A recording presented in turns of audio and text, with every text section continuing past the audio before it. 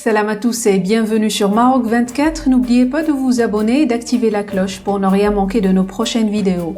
Aujourd'hui, le lundi 5 juin 2023, on va plonger au cœur des terres arides de l'Algérie, là où les tensions montent et où l'armée est en difficulté dans les territoires touaregs.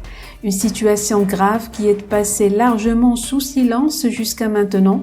Selon Sahel Intelligence, une lettre d'information spécialisée, il semblerait qu'en toute discrétion, la junte algérienne ait ordonné le déploiement d'un bataillon mécanisé de la 4e région militaire, une zone historiquement peuplée par le peuple touareg. Et les raisons de cette mobilisation sont sombres. De nombreux militaires algériens ont été tués ou blessés dans cette région. Restez avec nous pour décrypter la réalité de cette crise qui se joue dans l'ombre dans cette revue de presse tirée du magazine Maroc Hebdo et de la lettre d'information spécialisée Sahel Intelligence. Dans la plus grande discrétion, la junte algérienne vient d'ordonner le déploiement d'un bataillon mécanisé de la 4e région militaire, qui comprend des territoires historiques peuplés par le peuple touareg. Et pour cause, plusieurs militaires algériens ont été tués ou blessés dans cette zone, selon un bilan provisoire de sources locales à Timiaouen et à Borj Badji Mokhtar, rapporte la lettre d'information spécialisée Sahel Intelligence. Actif depuis la fin de l'été 2021, le mouvement pour la libération de Tamanrast et Adrar mène en effet, à en croire la même source, une série d'opérations contre certaines positions de l'armée au long de la frontière avec le Mali.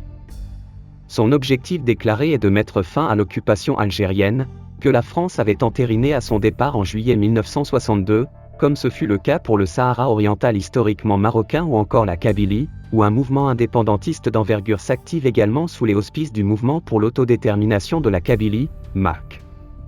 Il faut dire aussi qu'Alger n'a fait qu'exploiter la région, sans que ses richesses ne puissent le moins du monde bénéficier à sa population qui vit dans le dénuement le plus inacceptable.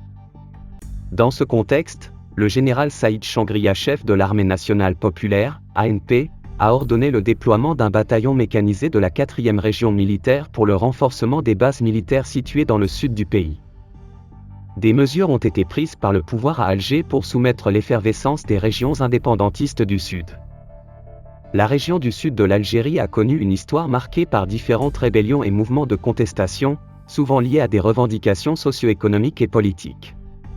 Ces rébellions reflètent les défis auxquels la région est confrontée, notamment en termes de développement, de droits des minorités et de gouvernance. L'une des rébellions les plus notables dans le sud de l'Algérie est celle menée par le mouvement pour l'autodétermination de l'Azawad. Ce mouvement, composé principalement de Touaregs, revendique l'autodétermination et la reconnaissance de son identité culturelle et de ses droits politiques. La rébellion du mouvement arabe de l'Azawad, MA, a été réprimée par le gouvernement algérien, laissant des traces de rancune profonde dans la région.